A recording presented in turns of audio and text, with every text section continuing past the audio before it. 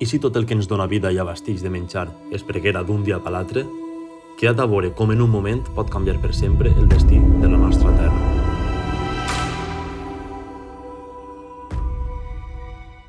Avui, 2 de febrer, Dia Internacional de les Zones Humides, estem així, al Port de Catarroja, on entitats ecologistes i ciutadania es mobilitzen per defensar aquest ecosistema únic. El motivo por el que nos juntamos es porque es el Día Mundial de las Zonas Húmedas.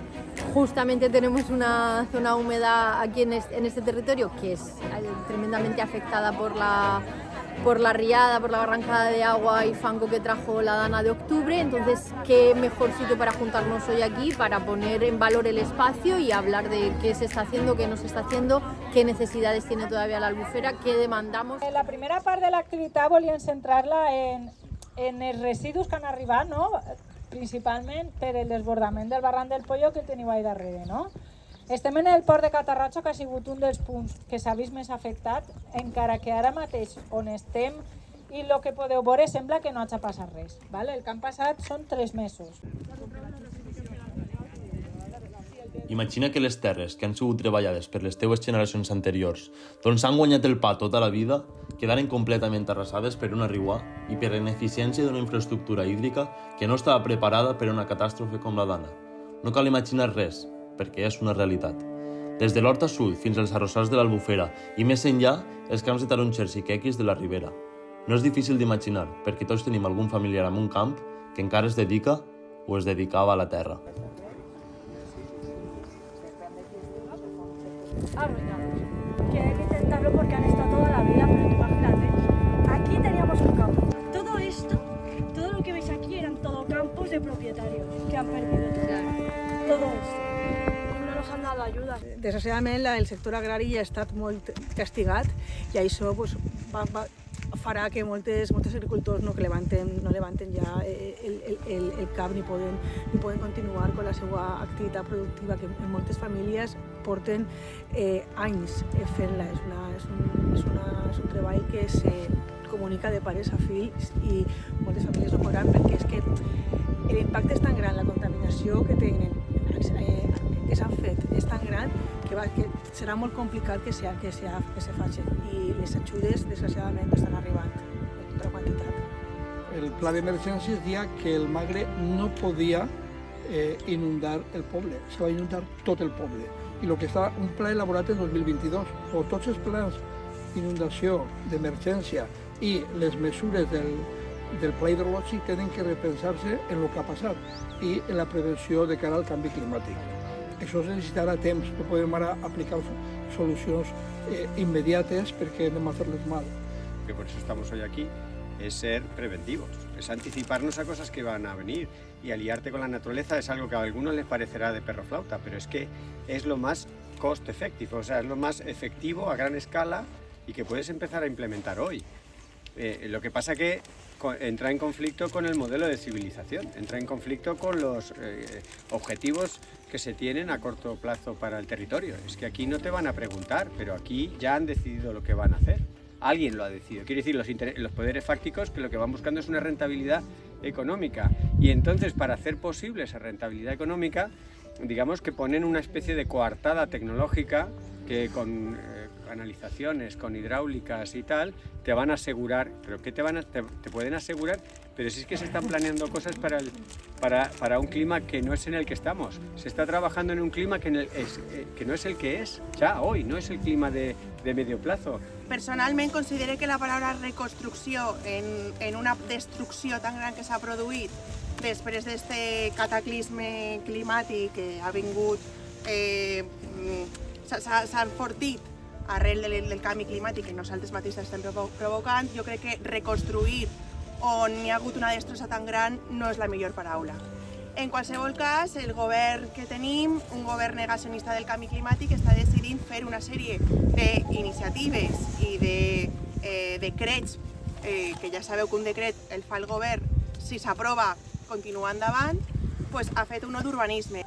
Tornat a construir prop de barrancs, que és el que estava comentant els catedràtics Jorge Orcina. Esta setmana passada els millors catedràtics de tot el País Valencià i de l'Arc Mediterrani han estat en la Universitat de València parlant d'aquestes qüestions i estaven dient que és una barbaritat construir en els llocs i que s'hauria de repensar com anem a fer aquesta reconstrucció i no posar en perill a les persones. Què anem a fer? Que les persones continuen vivint en zones que són inundables? De veritat volem continuar creixent aquesta bombolla immobiliària, que és el que n'hi ha darrere d'aquests decrets que estan facilitant, inclús fora d'ordenació, la reconstrucció? És la primera vegada que vinc, després de quasi 4 mesos, i m'he emocionat de lo mal que l'he vist. Lo que pretenem és que s'alce la veu, que tot el món siguem conscients de que l'urbanisme fa 20 anys va generar una bombolla immobiliària per pura especulació i les persones que ens estan governant a dia d'avui foren els mateixos que en el moment que en els últims anys s'ha intentat posar un poquet d'ordenació al territori, pues, directament tatxaven aquestes polítiques d'ecologistes, de perilloses, de que no volen netejar els barrancs i de tantes altres barbaritats que tenim que sentir dia a dia.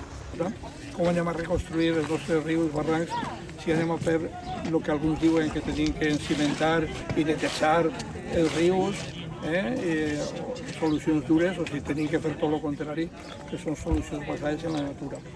Plantar arbres de ribera, eliminar les canyes, però plantar ribera que reté després, quan hi ha avingudes, és el que serveix per a amortiguar. Després de veure les zones arrasades pel barranc del Pollo a la zona del port de Catarroja i els seus voltants, ens dirigirem cap al Alfafar per a protestar en contra d'un pall urbanístic que es vol realitzar a la zona verda de la Font Baixa. L'Horta de València, amb més de 1.200 anys d'història, és un patrimoni agrícola únic, però avui està en perill. A Alfafar, el projecte urbanístic Font Baixa vol destruir 140.000 metres quadrats de sòl agrícola per a construir 36 torres d'habitatges en l'última zona d'horta periurbana d'Alfafar. La Dana del 29 d'octubre ha demostrat la importància de l'horta en la protecció contra les inundacions, un paper clau en plena emergència climàtica. Mentre l'Ajuntament presenta el projecte com un ecobarri, els veïns i col·lectius ecologistes denuncien que és una operació de greenwashing i pura especulació. Quin futur volem per al nostre territori? Volem veure l'horta i no la terra nostra. I jo crec que és el moment de que es donen compte de que la terra xupla, de que la terra és important i de que és inútil fer una barbaritat urbanística que sols és especulativa, perquè evidentment no n'hi ha un altre motiu. Ni els pisos van a ser per a la gent jove en un poder adquisitiu que pugui permetre l'habitabilitat. Jo crec que és el moment de fer força, és el moment de fer valdre la terra i intentar que no se produïsquen aquestes barbaritats urbanístiques. Després d'haver estat tot el matí als camps d'arròs que van ser afectats pel barranc del Pollo després de la Dana del 29 d'octubre, hem vingut a Alfafar per a veure la zona verda de la Font Baixa, que és un espai que volem protegir. Ara, tots junts, les entitats ecologistes i tota la gent que ha vingut fins de Castelló i Alacant i la gent d'ací de València, ens juntem per a dinar al frontó del centre musical d'Alfafar, quan en la Dana va ser un punt d'ajuda i recollida de material i d'aliments.